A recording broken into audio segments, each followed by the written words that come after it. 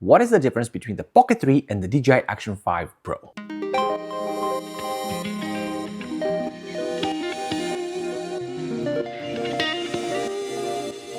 Because of my previous New York episode, the producer said I should be a bit more careful with the budget. Under no circumstances should I spend the entire budget on one single episode. I should spread them out so they last the entire year. The problem is here in Eastern Europe, close to December, it gets really cold and very gloomy. So testing cameras out becomes a bit more difficult. And then my logic is, if in the eastern part of Europe it's cold, how is it in the most western part of Europe? So I made a very cheap action plan. Film a few minutes here and there while we travel to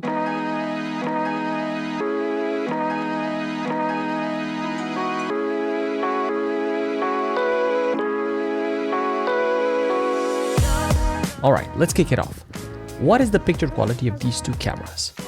And because of older videos where we explain the differences between HLG and D-Log-M, I think I made my first mistake. I got used to working with D-Log-M so well that it proved to be harder than expected to edit the HLG to get the desired look. Take a look for yourself. Tell me which one you think is best in the comment section below.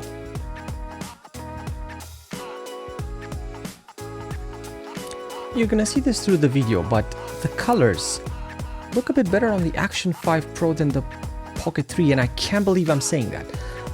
And I think this is happening because I filmed in HLG and it requires a bit more color grading afterwards. Let's take a look at more examples. But before we do that, let's take a look at something else that happened.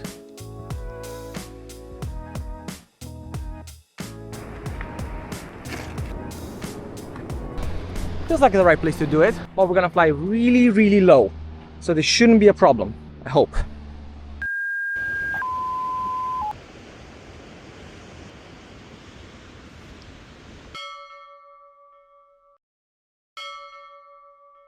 I cannot explain to you the level of stress I had. It felt like one of the longest 30 seconds in a while, waiting to see if I'm the reason they're going down the cliff.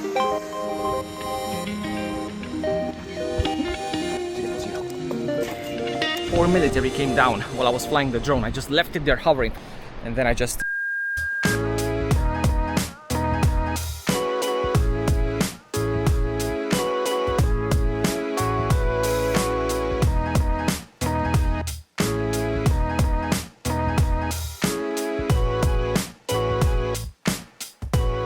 Again, I can't believe I'm saying it, but I do think I would have preferred having the Action 5 Pro with me, not the Pocket 3 in this shot. This is a reminder for next time you think you have heavy gear. This guy was traveling with an FX6. Food for thought. For me. Okay, look.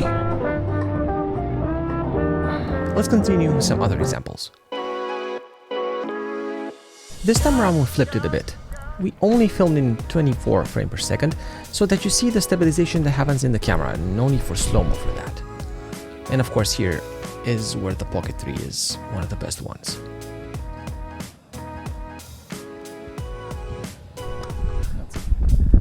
That's an uphill. Let's just start off slow. The camera angle. On DJI Pocket 3, of course, you're gonna have, and this is on the Pocket 3. Okay, it's a bit more wide. This is what you need because it was made for vlogging more than it was made for these type of shots. But then there's the Action 5 Pro, which is an action camera, so it has to be wider, right? But how wide? Let's take a look. This wide. And we're filming here in the standard mode, which is actually not the widest. If you're gonna be doing action stuff, going on a bike, the Pocket 3 is not the one for you. The Pocket 3 is when you wanna vlog, when you wanna have an interview. The quality on this little guy is just amazing. You can see that in the videos, but just so you get an idea of how different each camera is. So things were going so well, we decided to move from the west a bit down to south.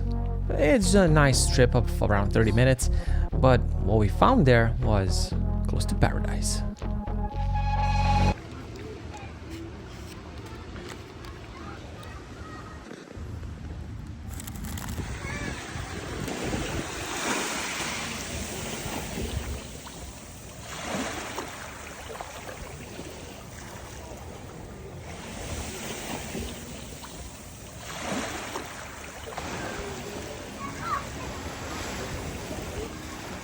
Alright, relaxation time over. Time to see these two cameras side by side again.